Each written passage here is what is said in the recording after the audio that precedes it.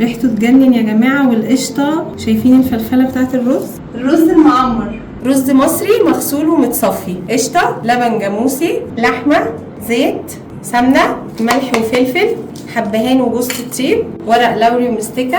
تعالوا بينا نشوف اول حاجه هنعمل ايه في اللحمه. طاسه على النار هنحط فيها معلقه سمنه ومعلقه زيت. اول ما تسيح معانا هننزل بالقطع اللحمه الستيك دي نديها صدمه، هنضيف معاها حبهان وورق لوري ومستكه ورشه جوز الطيب. بعد ما خدت اللون الحلو ده من الاتجاهين خلاص بقى دلوقتي هننزل بميه مغليه.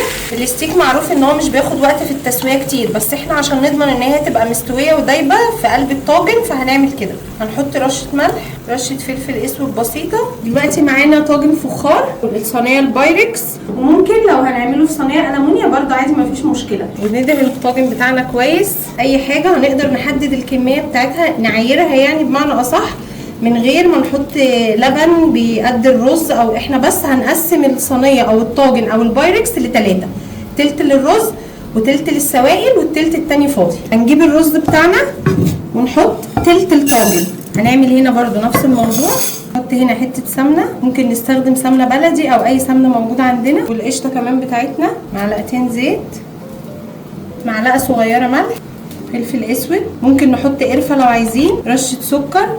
السكر هنا طعمه مش بيبان خالص، بس هو بيدينا لون حلو قوي في الوش وبيدينا تيست جميل جدا. هناخد بقى كل الكلام ده وندلك الرز كويس بالقشطه والسمنه عشان يتغلف كويس جدا بيها.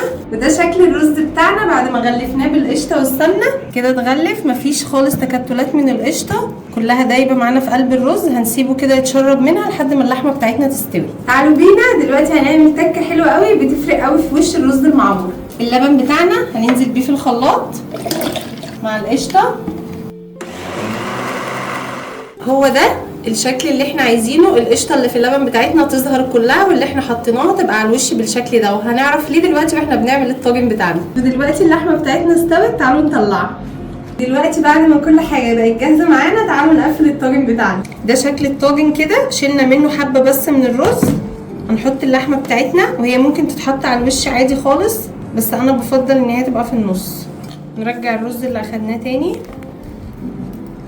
دلوقتي معانا مع اللبن شوربه او ميه، لو مفيش شوربه ممكن نستخدم ميه، لان الرز بتاعنا لو ضفنا عليه الكميه كلها لبن بس مش بيستوي. اولا بيغيب في السوا، وغير كده ان هي الرزايه بتبقى مستويه من بره وفي القلب فيها حاجه نيه، فلازم نحط يا اما ميه يا اما شوربه مع اللبن.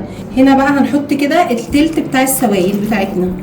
هناخد بقى القشطه بتاعتنا كده اللي احنا ضربناها على وش الطاجن، هنهزه بس كده عشان نتاكد ان السوائل نزلت تحت في الرز.